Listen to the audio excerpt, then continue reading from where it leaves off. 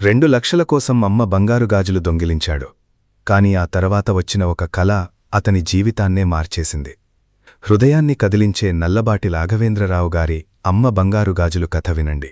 సకల గుణానందం 1/2 కిలోమీటర్ దూరంలో ఉన్న తన ఫ్రెండ్ అభిరామ్ ఇంటికి పరుగెడుతూ వెళుతున్నాడు. వాతావరణం చలిగా ఉన్న బట్టలన్నీ తడిచిపోయి ముఖం నుండి చెమట బిందువులు క్రిందకు కారిపోతున్నాయి. ఒక పెద్ద అగ్నిగోళం తన వెనక తరుముకుంటూ వస్తున్నట్టు కంగారు పడుతూ ఆయాసపడుతూ పరుగు పెడుతున్నాడు.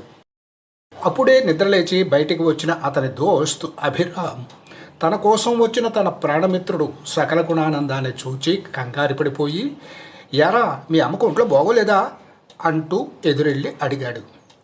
ఆ అమ్మకు బాగానే ఉంది, కానీ మోటార్ బండి రాత్రి నుండి పనిచేయటం లేదురా, అందుకే పరిగెత్తుకుంటూ వచ్చేసాను, ముందు కొంచెం మంచినీళ్ళు ఇవ్వరా అంటూ గాబరాగా అడిగాడు.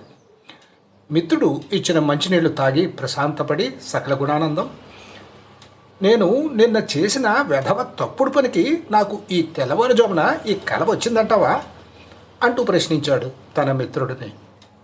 అదా సంగతి, అందుకనా ఈ కంగారు, ఏడ్చావు కానీ అసలు ఆ కల ఏమని వచ్చిందిరా అంటూ ఆతృతగా అడిగాడు అభిరామ్ పక్కపక్క నవ్వుతూ. అభిరామ్, నేను యమలోకంలో పెద్ద రాతి దిమ్మ మీద వెళ్ళకిల్లా పడుకున్నాను రా. కలలో 4 యమభటులు నా కాళ్ళు చేతులు కదలకుండా పట్టేసుకున్నారు. దూరం నుండి యమధర్మరాజు ఏదో చెబుతుంటే ఒక బలమైన యమకింకరుడు అతి బలమైన పెద్ద రంపపు కళ్ళ తెచ్చి నన్ను అడ్డంగా కోసేస్తున్నాడు. బాబోయ్ బాబోయ్ అంటున్నా వినిపించుకోవటం లేదు. మరో యమకింకరుడు ఆ కోసిన భాగంలో కారం లాంటితో తోసేస్తున్నాడు రా. ఆ తర్వాత సకల గుణానందం ఇంకా ఏదో చెప్పుకుపోతున్నాడు. ఆపరా బాబు ఆపు, వింటుంటేనే భయం వేస్తుంది నువ్వు చెప్పింది.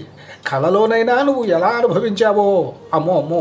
సరే, ఏది ఏమైనా నిన్న నువ్వు నీ ఇంట్లో చేసిన వెధవ పనికి ఇప్పుడు ఈ తెల్లవారుజామున నీకు వచ్చిన కలకు అసలు సంబంధం లేదురా. ఆ విషయం పక్కన పెట్టు. ఇప్పుడు బంగారం అమ్మి తెచ్చిన ఆ 2 లక్షలు నీ అకౌంట్లో సేఫ్గా ఉన్నట్టే కదా, అవి నీ దగ్గరే ఉంచు. నేను శివంగి రామూర్తి గారితో మాట్లాడతాను. చెప్పాను కదా, ఆయన చేస్తున్న బిజినెస్లో ఆయన నమ్మి నేనైతే 10 లక్షలు పెట్టాను. సంవత్సరంలో 20 లక్షలు వచ్చింది నాకు.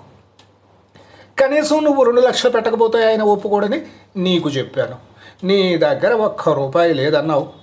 పోనీ నీ తరపున నేను పెడదామంటే సమయానికి నా దగ్గర కూడా అంత డబ్బు లేదు. నువ్వు ఎక్కడ ఆ డబ్బు చూసుకోలేనని నాకు చెప్పి చివరికి నీ ఇంట్లోనే డబ్బు కోసం ఆ వెధవ పని చేశావు. రాత్రంతా అదే తలుచుకుంటూ పడుకున్నట్టున్నావు. అందుకనే తెల్లవారుజామున ఈ పిచ్చి కల వచ్చింది. అసలు విషయం ఏమిటంటే, సడన్గా శివంగి రామూర్తి గారు నిన్న రాత్రి మినిస్టర్ గారిని కలవడానికి ఢిల్లీ వెళ్ళవలసి వచ్చింది.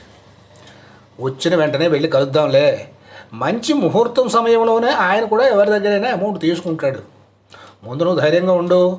ఎక్కడ ఈ విషయం చెప్పకూడదు సుమా, చెప్తే నీకు నాకు కూడా ప్రమాదం అన్నాడు అభిరామ్. ఇదిగో ఒరే అభిరామ్, మనం పెట్టుబడి పెట్టబోతున్న ఆయన చేసే ఆ వ్యాపారం ఏమిటో ఎన్నిసార్లు అడిగినా నువ్వు నాకు చెప్పావు కదేమిటి? విచిత్రంగా ముఖం పెట్టి ప్రశ్నించాడు సకల గుణానందం. నాకు కూడా తెలియదురా బాబు, నిజం నీ మీద ఒట్టు. అవన్నీ పెద్దవాళ్ళ వ్యవహారాలు, మనకెందుకు? మనం ఏ మాత్రం కష్టపడకుండా మన డబ్బు సంవత్సరంలో డబల్ అవుతుందా లేదా అంతే, అంతవరకే మనం ఆలోచించాలి. పైగా ఆయన నాకు దూరపు బంధువు, నమ్మబలికినవాడు అంటూ స్నేహితుడు సకల గుణానందంకి ధైర్యం చెప్పి ఇంటికి పంపించేశాడు అభిరామ్. మర్నాడు రాత్రి అయ్యింది. మంచం మీద వాలిపోయాడు సకల గుణానందం. చూపు ఈ పక్కకు తిప్పాడు. గోడకు అందమైన ఆయిల్ పెయింటింగ్ సీనరీ, ఎత్తైన మంచు పర్వతం మీద సేద తీరుతున్న అందమైన ప్రేమికుల జంట. ఆ జంటను చూస్తూ మైమరచిపోయాడు సకల గుణానందం. అవును, పుట్టింటికి కాన్పు కోసం వెళ్ళిన తన భార్య 6 నెలల తర్వాత బిడ్డతో తిరిగి వచ్చేసరికి పెద్ద వడ్డీకి అప్పు చేసైనా సరే 2 లక్షల రూపాయలతో ఇంట్లోకి కావలసిన AC, 72 inches TV, 3 door fridge, 75,000 రూపాయల ఖరీదైన మలేషియన్ ట్రిపుల్ బెడ్ కాట్ అన్నీ సిద్ధం చేసి ఉంచేయాలి. అలా ఆలోచించాక మళ్ళీ ఆ తర్వాత ఇంకొంచెం దూరంలో ఉన్న మరో అద్దాల బీరువాలో అతని దృష్టి పడింది. ఫ్యామిలీ డాక్టర్ గారు 3 నెలల క్రితం తన తల్లి ఆరోగ్యం కోసం మరో పెద్ద డాక్టర్ని కలవాలని ఇచ్చిన కేస్ ఫైల్ అది ఓపెన్ చేయకుండా అలాగే ఉంది ఆ అద్దాల బీరువాలో అప్పటి నుండి. అందుకోసం 2 లక్షల రూపాయలు అవుతుంది మరి. గబగబా పైకి లేచి ఆ అద్దాల బీరువాకి పక్కనే ఉన్న తాళం కప్ప వేసేశాడు. ఆ తర్వాత ఆలోచిస్తూ నిద్రలోకి జారుకున్నాడు సకల గుణానందం. రాత్రి 12 గంటలకు మళ్ళీ భయంకరమైన కల రావడం మొదలుపెట్టింది. సకల గుణానందం ఊరు బయట రోడ్డు మీద నడుచుకుంటూ వెళుతున్నాడు. ఆ కలలో అతని వెనుక నుండి పెద్ద బుల్డోజర్ వచ్చి అతను లోయలోకి తోసేసింది. లోయలో పడి పైకి లేవలేకపోతున్న అతని దగ్గరికి 5 ఏళ్ల క్రితం చనిపోయిన అతని తండ్రి వచ్చాడు. అతని చేతిలో పెద్ద పొడవాటి గుణపం ఉంది. ఆ ఆయుధంతో తన పొట్టలో లెక్కలేనిసార్లు పొడి చేస్తున్నాడు తన తండ్రి. నాన్న నాన్న అంటున్నా కనీసం కనికరించటం లేదు. అంతేకాదు అతని తండ్రి పోలికలో ఉన్న మరో 100 మంది ఆయనలోకి వచ్చేశారు. అందరి చేతుల్లో భయంకరమైన బలమైన ఆయుధాలు. అందరూ తనను పొడి చేయడానికి సిద్ధంగా ఉన్నారు. నానోయ్ గట్టిగా అరిచి మంచం మీద నుండి క్రిందకు పడ్డాడు సకల గుణానందం. పక్క గదిలో మడత మంచం మీద పడుకున్న తన తల్లి సరస్వతమ్మ లేచి బయటకు వచ్చి, ఏం జరిగిందిరా బాబు అంటూ అడిగింది. భయపడిపోయిన సకల గుణానందం నేల మీద పడి దొర్లేస్తున్నాడు. అతని తల్లి గబగబా కొంచెం మంచినీళ్లు అందించింది. పాడు కల ఏదైనా వచ్చిందా, కంగారు పడుకున్న ఆయన అంటూ దేవుని దగ్గర బొట్టు తెచ్చిపెట్టి మంచం మీద పడుకోబెట్టి తన గదిలోకి వెళ్ళిపోయింది. ఆ రాత్రి మళ్ళీ నిద్ర పట్టని సకల గుణానందం తెల్లవారేసరికి వీధిలో మళ్ళీ పరుగు లంకించుకుని స్నేహితుడు అభిరామ్ ఇంటికి వెళ్ళిపోయాడు. జరిగిందంతా పోసగుచ్చేటట్టు చెప్పాడు ఆ కల విషయం. అభిరామ్, ప్రతిరోజు భయంకరమైన కలలురా, మనం సిద్ధాంత్ గారి ఇంటికి వెళ్దాం రా. ఈ కళ అర్థం ఏమిటో ఆయన్ని అడుగుదాం.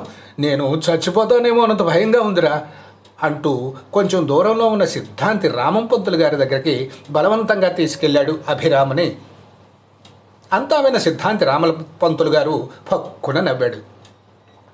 స్వప్న శాస్త్రం ఒకటి ఉంది అబ్బాయిలు, కానీ మనకు వచ్చిన ప్రతికల జీవితంతో అన్వయించుకుంటే బ్రతకలేవురా నాయన.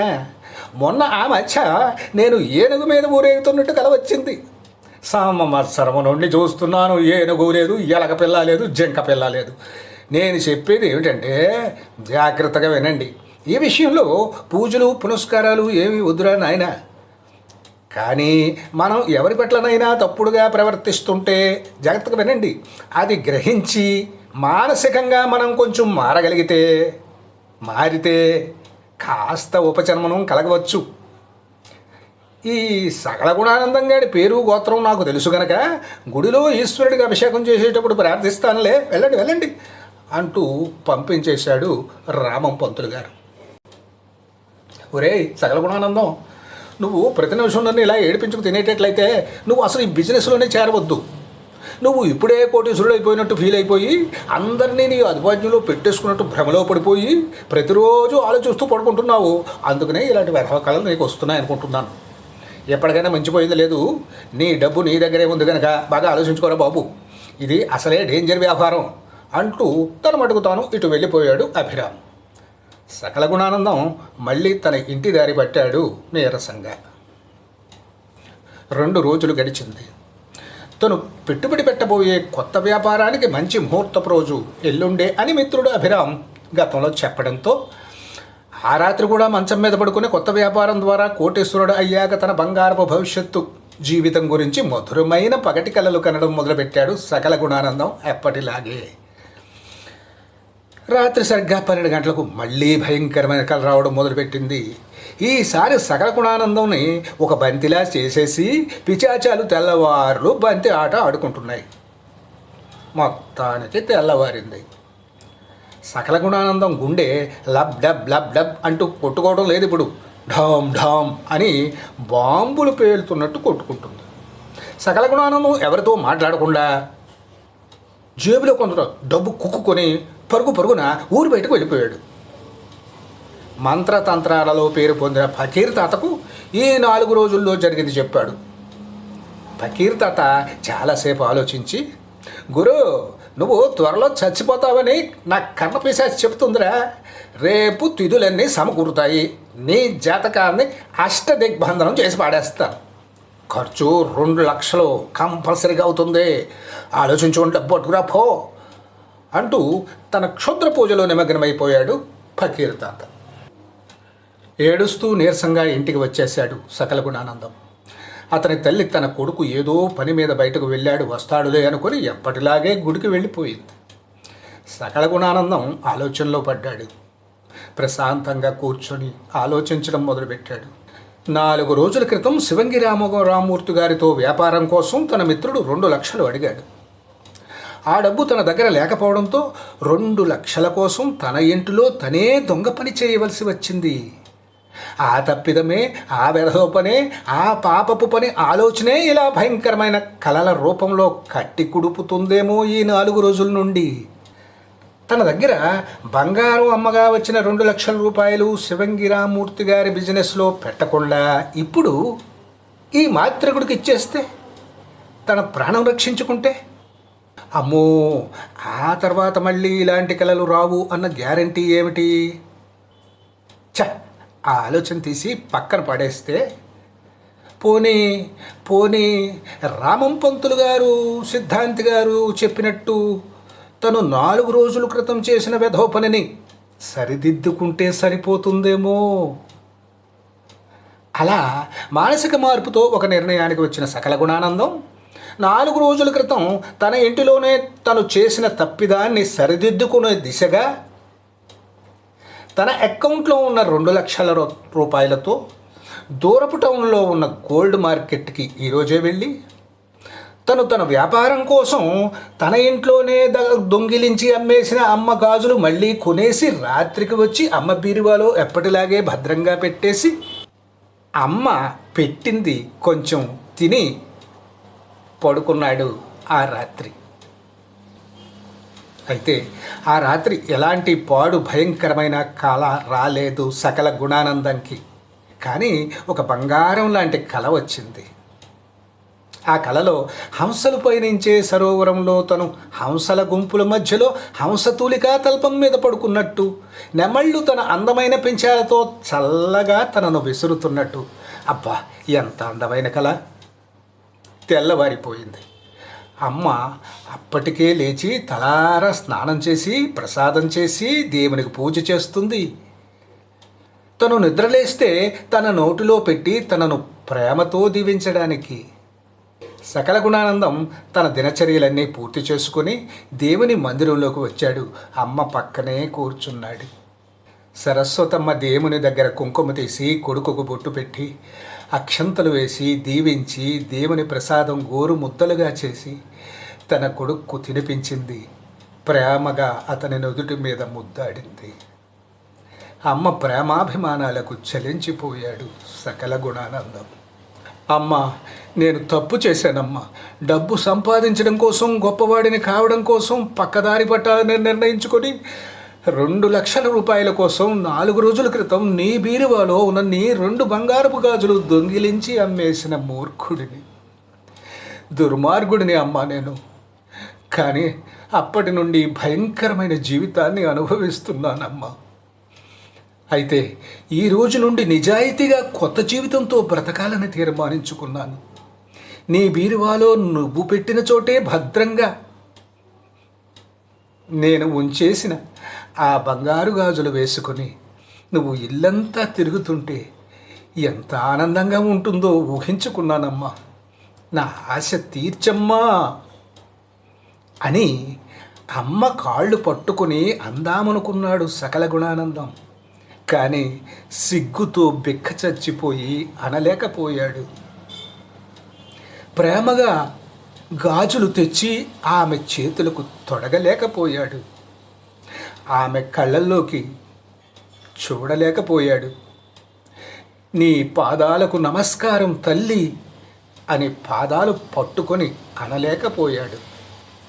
పిచ్చి వేధవా, నువ్వు ఏ పని చేసినా అది తప్పు కాదురా.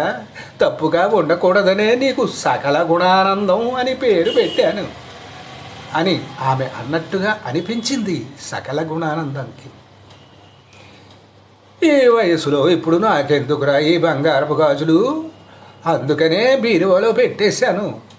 సరే, నాకు మనవడు ఎలాగో పుడతాడు కదా, ఆ 2 గాజులతో ఆ పిల్లాడికి గొలుసు మురుగులు చేయిద్దాంలే అంది ఆనందంగా సరస్వతమ్మ.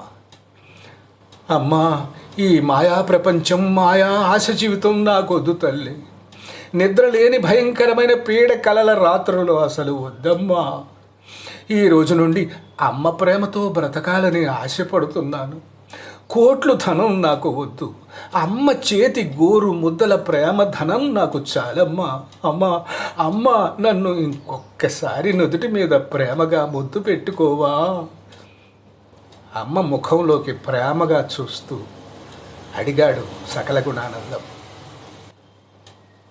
అమ్మ ఆరోగ్యం కోసం 2 లక్షల రూపాయలు ఎలాగైనా అప్పు చేసి అద్దాల బీరువాకు తాను వేసిన తాళం కప్ప బద్దలు కొట్టి అందులో ఉన్న అమ్మ కేసు ఫైలు పట్టుకొని పెద్ద డాక్టర్ దగ్గరికి తల్లిని ఈరోజు సాయంత్రమే తీసుకువెళ్ళాలని దృఢంగా మనసులో నిశ్చయించేసుకున్నాడు సకల గుణానందం. కొడుకును దగ్గరగా తీసుకొని ఆనందంగా మళ్ళీ ముద్దాడి మనసారా దీవించి, అమాయకుడా, నీ గురించి నాకు తెలియదా? తప్పుగా ప్రవర్తించే చాలామంది కుర్రవాళ్ళు ఉన్న ఈ సమాజంలో తప్పు తెలుసుకొని పశ్చాత్తాపపడే నీలాంటి వాళ్ళు కూడా అక్కడక్కడ ఉన్నారురా. నీకు సమాజంలో అలా గుర్తింపు రాకపోయినా పర్వాలేదు నాయన, కానీ ఇలా మంచి బుద్ధులతోనే బ్రతుకు నాయనా అంది సరస్వతమ్మ. అమ్మ తనను ముద్దు పెట్టుకుని మనసారా దీవించినందుకు సకల గుణానందం పట్టపుటేనుగు మీద ఊరేగుతున్న అనుభూతికి, స్వర్ణ సింహాసనం మీద కూర్చున్న భ్రాంతికి, హిమాలయాల్లో విహరిస్తున్న ఆనందానికి లోనయ్యాడు. సమాప్తం.